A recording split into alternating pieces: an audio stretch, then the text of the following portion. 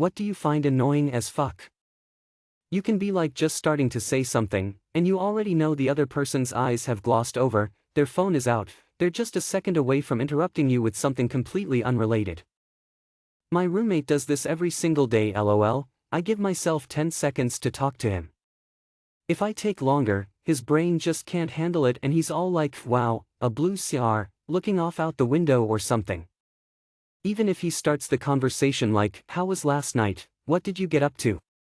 And I respond with like, we just stayed in, had some wine, and wow, did you see the Johnny Depp Amber Heard update? And at that point I'm already just walking away because my blood is already boiling. When former school bullies live their best life and get no revenge from said, while their victims never recover again and everything goes down. But the thing I hate as well are people who comfort bully victims by saying that bullies are just poor people, who don't have self-worth and are angry inside.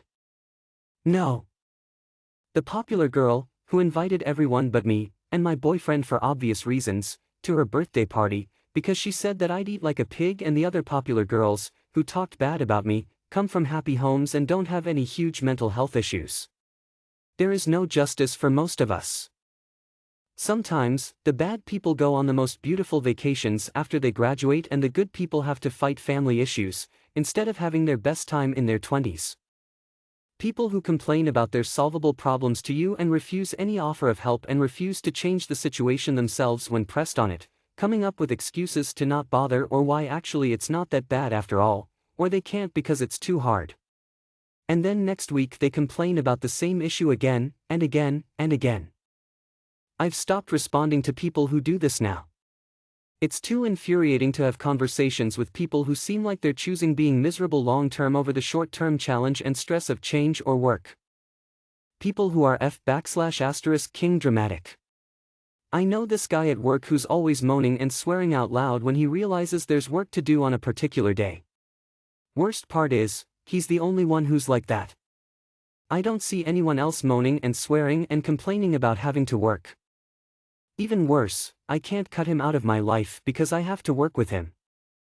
This asshole Maddox in my history class last year.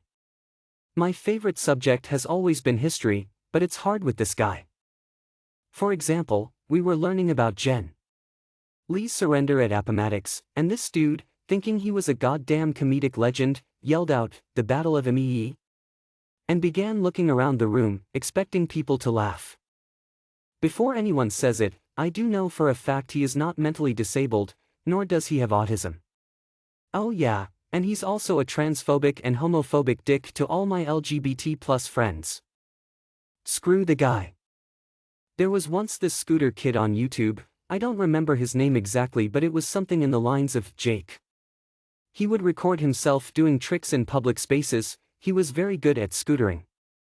He was a total moron though, as he would mess around with people, like gardeners etc. One time this fucktard even interrupted a news reporter on camera. She got pissed at him. He does all of this just for the sake of views. Hope he isn't around anymore.